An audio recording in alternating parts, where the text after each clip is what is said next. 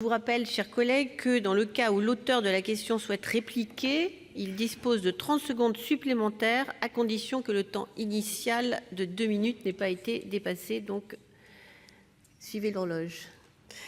Et nous débutons ce débat avec Madame Nathalie Goulet pour 2 minutes. Oui, Madame la Présidente, Monsieur le Ministre, d'abord, vous remercier de l'excellent choix que vous avez fait pour la mission sur la fraude sociale. Vous remercier d'avoir respecté les engagements que vous aviez pris en Commission des Finances et d'avoir fait un excellent choix.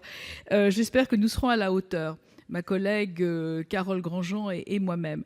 Lors de votre audition à la Commission des Finances sur ce sujet, nous avions parlé d'un logiciel de détection précoce de la fraude à la TVA et vous nous aviez indiqué que ce logiciel était en place dans votre ministère. La question qui se pose aujourd'hui et que tout le monde va poser, c'est comment est-ce que nous pouvons harmoniser les procédures au niveau européen, renforcer le réseau Eurofisc, bien entendu, et aussi le partage des données, comme vous le venez de l'indiquer.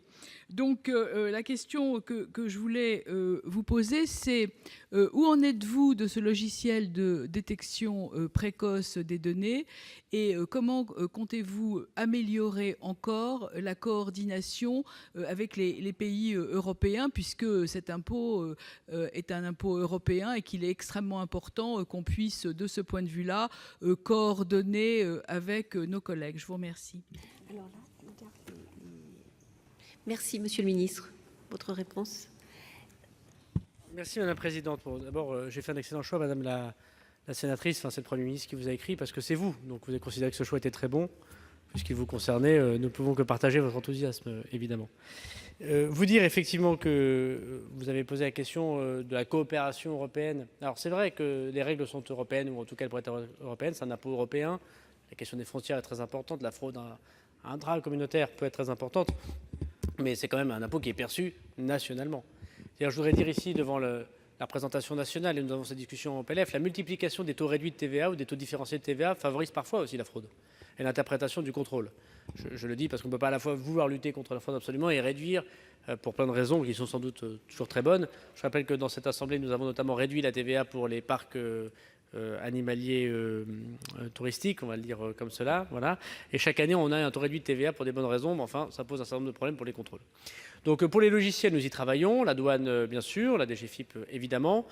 C'est pas parce que nous ne prenons pas, j'ai vu la presse de temps en temps se dire que quelques grandes sociétés trouvaient qu'il est un peu étonnante que l'administration ne travaille pas avec elles.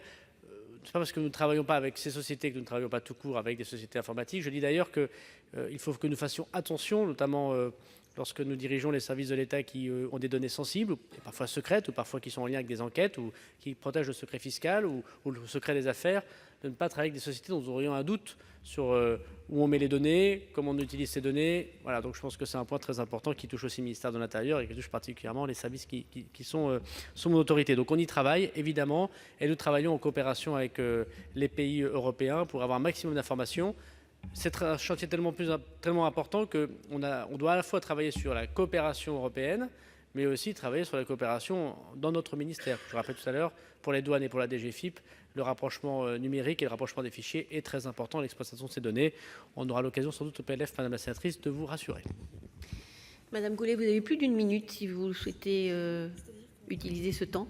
Oui, Monsieur le Ministre, moi j'étais pas du tout inquiète. C'est une question pas de contrôle, mais enfin disons de suivi du travail qui est fait, parce que c'est vraiment très important et que la tâche est immense. Personne ne doute de la tâche.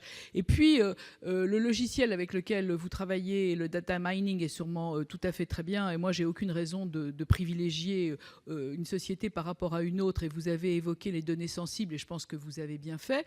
Je crois aussi que l'avènement d'un parquet européen devrait aussi permettre, et vous l'avez cité dans votre intervention, de multiplier les procédures article 40 et également d'harmoniser au niveau européen ce suivi des procédures article 40 parce qu'il n'y a pas de fraude transfrontalière s'il n'y a pas de coopération. Donc il faudra aussi travailler sur la coopération judiciaire et pour le faire, avoir encore plus de personnel. Je crois que c'est très très important aussi cette coopération judiciaire. Je vous remercie, Monsieur le Ministre.